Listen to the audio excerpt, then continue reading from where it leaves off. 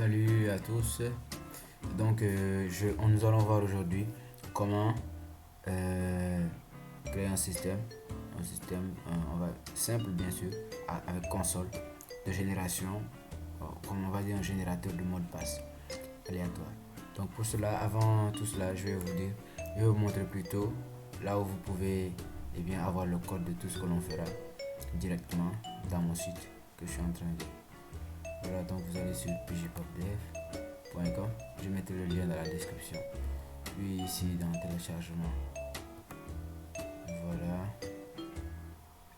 vous aurez la vidéo. On va pas la vidéo, mais le dossier contenant tout. Voilà. Donc vous entrez là, vous ajoutez au panier. C'est gratuit, c'est totalement gratuit. Si vraiment ça vaut la peine, vous pouvez vraiment le faire. Donc voir le panier et ici valider la commande. Voilà.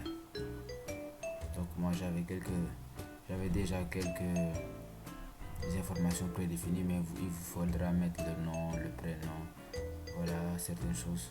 Juste les cases où c'est obligatoire. Le obligatoire est marqué avec l'astérix rouge. Donc juste ça, et donc vous commentez tout simplement ici. Vous commandez.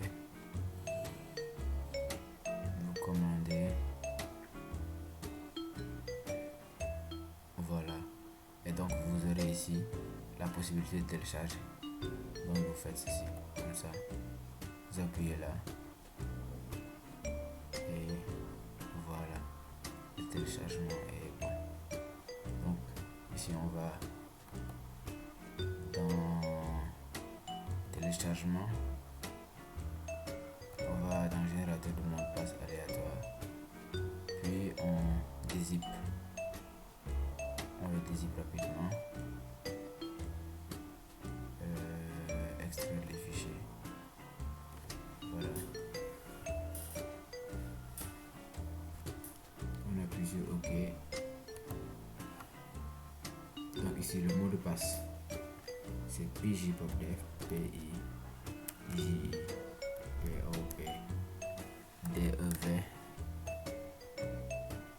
OK. Et voilà, il est là. Donc quand vous entrez dans le dossier, vous aurez ici le code et ici vous aurez l'exercice. On va lire l'exercice qu'on va traiter à l'intérieur pour nous permettre de générer le mot de passe. Voilà, donc c'était ça. Donc on attaque rapidement le vif du sujet. Bonjour à tous. Nous allons je vais m'inspirer d'un exercice et avec cet exercice nous allons le faire. Donc tout cela c'est toujours dans l'optique des 10 défis Python pour améliorer ses compétences en Python. Donc ceux qui suivent ma vidéo sur les 10 défis Python pour améliorer ses compétences, eux ils verront cet exercice dans cette vidéo. Néanmoins, voilà, donc je vais entrer ici et je vais appeler ça générer mot de passe 3. D'accord. Ok, donc l'exercice, voilà, donc l'exercice il est là. Je le mets entre guillemets pour spécifier que c'est un commentaire. D'accord. L'exercice dit: écrire un programme qui génère un mot de passe aléatoire en combinant des lettres majuscules et minuscules. Voilà, des chiffres et des caractères spéciaux. Le programme doit demander à l'utilisateur la longueur du mot de passe souhaité. Donc, ce qu'on doit faire d'abord, c'est qu'on aura besoin de certaines librairies comme la librairie random qui va nous aider dans, on a parlé de mot de passe aléatoire. Donc voilà, pour cette recherche aléatoire, ce choix aléatoire, on va utiliser random, la librairie pour string aussi. On va s'inspirer de la librairie string pour voilà, les caractères, les lettres majuscules et minuscules, pour générer, on va dire, le comportement du mot de passe. Voilà, donc première chose à faire, importation. Voilà, importation des modules. Donc on va faire un import. Import, c'est pour importer. Tout simplement, c'est en anglais import. Importe-moi le module random. Ok, importe-moi le module random. Je le dis encore, importe-moi la librairie string. Voilà, tout est nickel pour l'instant. Voilà, donc maintenant on va créer la fonction qui va, fonction de génération, on va dire, fonction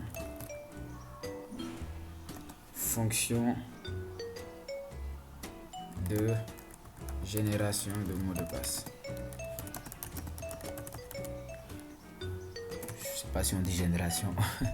Donc on va faire def. Donc si vous voulez créer une fonction, il faut d'abord écrire def. C'est avec def d'abord. Alors donc après avoir écrit def, comme pour dire que je vais définir une fonction, on va donner le nom de la fonction. Et ici on va donner, le nom sera générer underscore mot de passe. Voilà. Et donc une fonction prend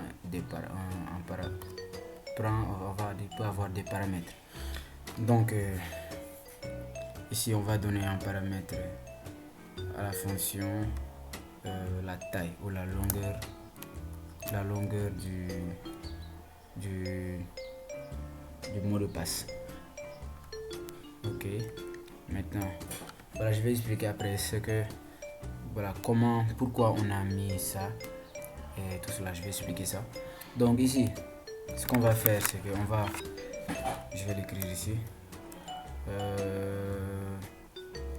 initialiser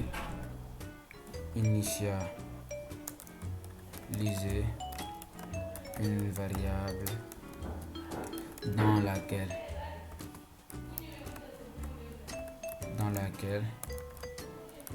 on va définir l'ensemble, le comportement, on va dire le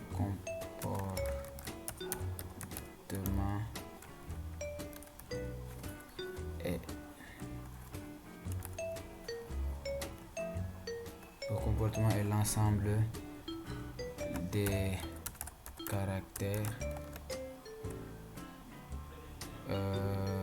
caractères, à utiliser.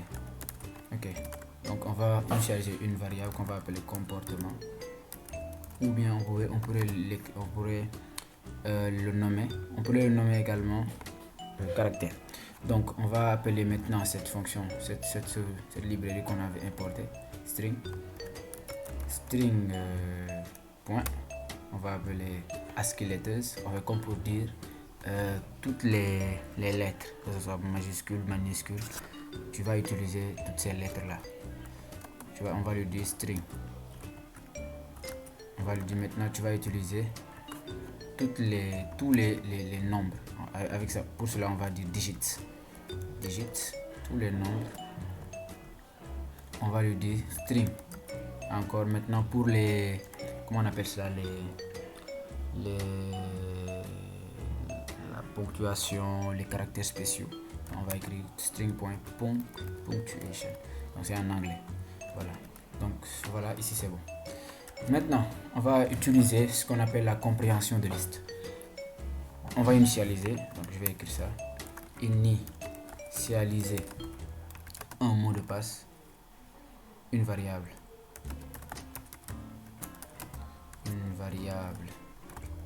initialiser une variable mot de passe, initialiser une variable mot de passe, qui va contenir une liste. Contenir. En fait, le résultat, on va le mettre dans une liste, mais on va utiliser ce qu'on appelle la compréhension de liste. Initialiser une variable mot de passe qui va contenir, bon, pardonnez-moi la redondance, qui va contenir qui va contenir une liste en utilisant la compréhension de liste.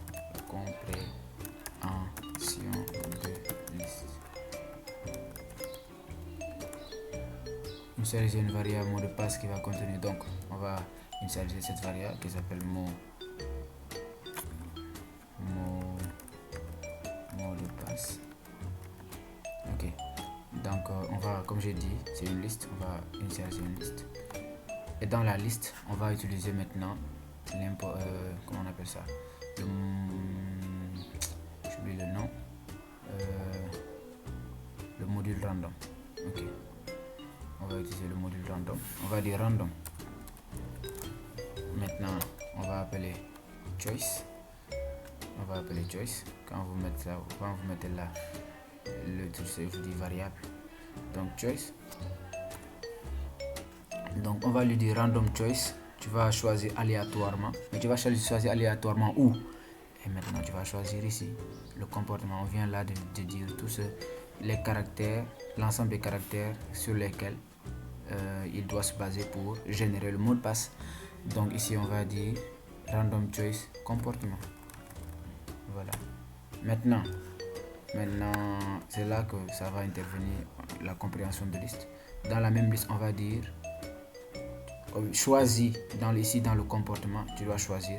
C'est là que tu vas faire un choix aléatoire, mais il y a une condition. La condition, c'est la longueur de la liste, parce que quand vous lisez, il est écrit générer un mot de passe aléatoire combinant des caractères, des lettres majuscules et minuscules, des chiffres, des caractères spéciaux.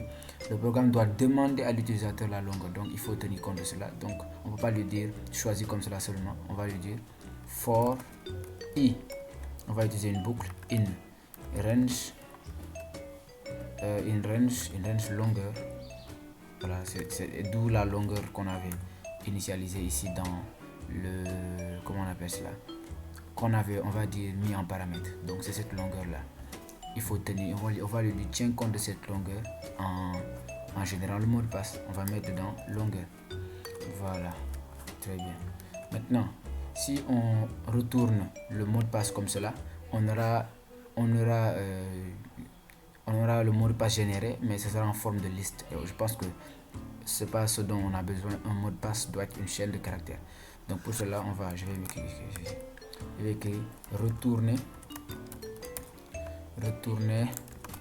le mot de passe en utilisant join pour concaténer le résultat, c'est-à-dire pour qu'il soit une chaîne, tout simplement.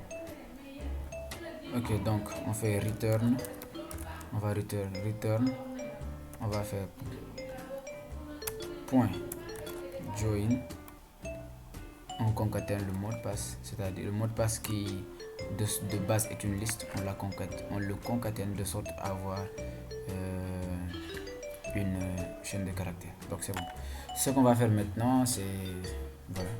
Après ça, qu'est-ce qu'on fait? Voilà. Donc maintenant on va faire une.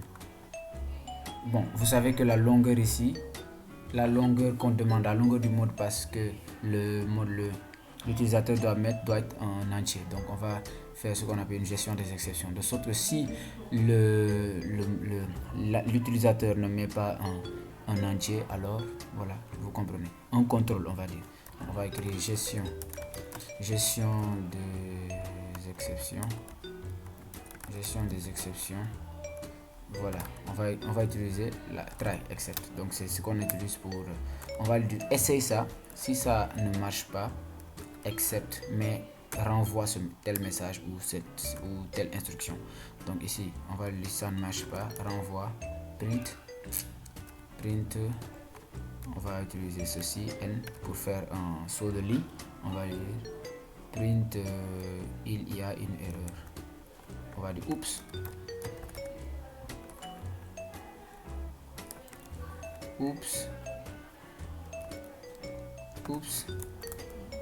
Il semble y avoir une erreur. Il semble y avoir une erreur. Voilà. Donc c'est ça. Que dire encore? Ici, on peut faire un message, ce que j'appelle un message de bienvenue. Message de bienvenue. Et pour cela, on va faire print. Comme ça. Affichage multiligne. On va faire 3 guillemets. Comme ça. Voilà. Et donc, je vais faire ceci. Voilà, on va faire ceci pour rendre un peu plus beau. CTRL C. Je fais CTRL V. Et puis je fais ceci aussi. Voilà, je pense que c'est bon. CTRL C, voilà. Voilà. Ok, donc à l'intérieur, je vais écrire quoi? Générer un mot de passe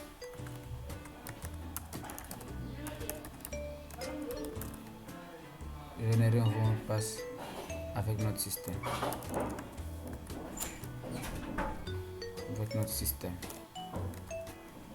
Voilà. Donc on va aussi faire un message de fin. CTRL C. Ce sera la fin ici. Je vais écrire message de fin. Voilà. Et ici on va dire merci. Merci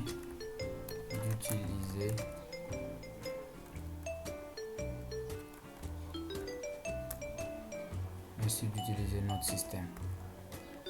D'accord. Donc ici, maintenant ici on va faire une gestion entre utilisateurs.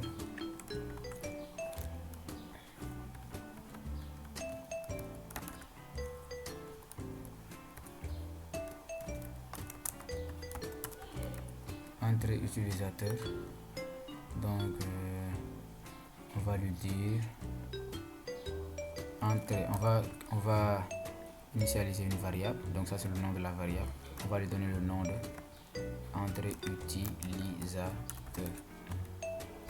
égal.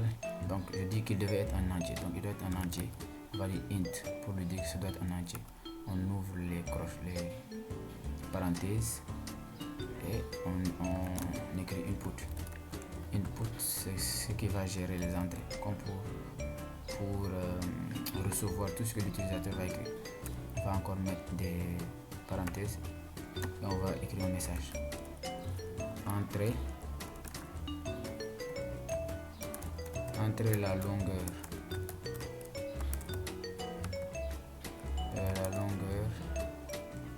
du mot de passe à générer. On va lui dire entier, comme pour lui dire que tu dois mettre un entier. Voilà. Entrer la longueur, voilà.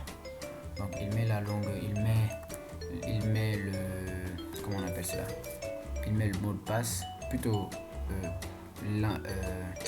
excusez-moi, il met la longueur, c'est-à-dire le nombre de caractères que doit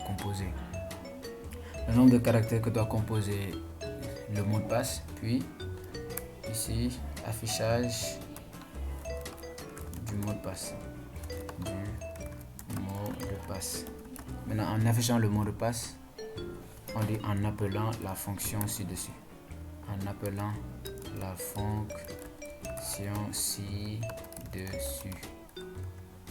Voilà. Donc on va faire print. On va lui dire votre mot de passe de entrée utilisateur. Et puis je vous explique. Donc je lui ai dit votre mot de passe de entrée utilisateur est un entier, donc c'est soit 1, 2, 3, 4, 5. Donc ici c'est une chaîne, je lui dis affiche avec print. Votre mot de passe de entrée utilisateur, c'est-à-dire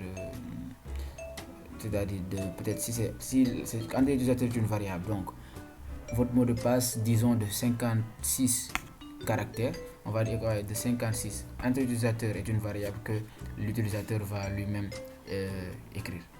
Entrée. Donc votre mot de passe de tel caractère,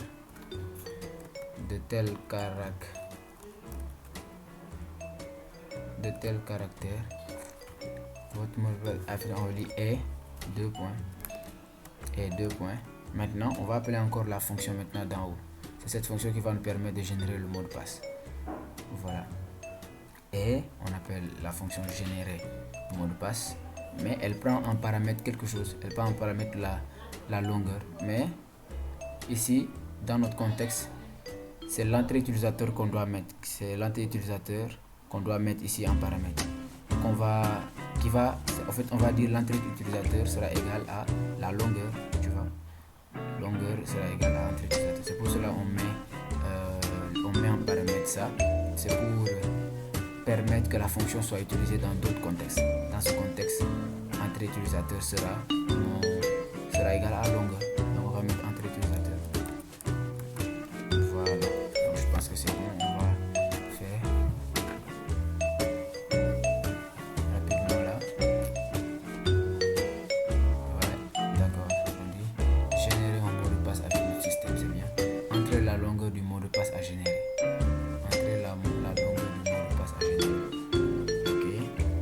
Essayer de donner une fausse entrée, n'importe quoi, ce qui n'est pas, on va dire, un entier, parce que c'est un entier dont on a besoin. Voilà. Oups, il semble y avoir une erreur. Je vais utiliser notre système, donc c'est bien. On va mettre encore un autre truc. Disons que l'utilisateur met, je veux que la longueur du mot de passe soit 1,3. Oups, il semble y avoir une erreur. Ça veut dire que tu dois mettre un entier. Donc cette fois-ci on va mettre un bon truc. On va mettre disons 12 caractères. Et voilà, votre mot de passe de entrée utilisateur c'est 12 caractères et on appelle la fonction générer mot de passe. Et on lui donne un paramètre entrée utilisateur. Tout simplement. Voilà, j'espère que j'ai été clair. On fait un autre essai. La longueur du mot de passe à générer, je vais 23. Et voilà mon mot de passe, très compliqué. Voilà, vous avez votre système de génération de mots de passe. Et c'est facile. Donc on se dit à bientôt pour une nouvelle vidéo. Donc c'est un exercice qui sera dans la partie 2, 10 défis Python. 10 défis Python, on va dire pour améliorer vos compétences en Python. Donc c'est ça. Allez, donc on se capte une prochaine fois pour une autre vidéo. On va faire beaucoup d'exercices, on va s'entraîner, on va être fort.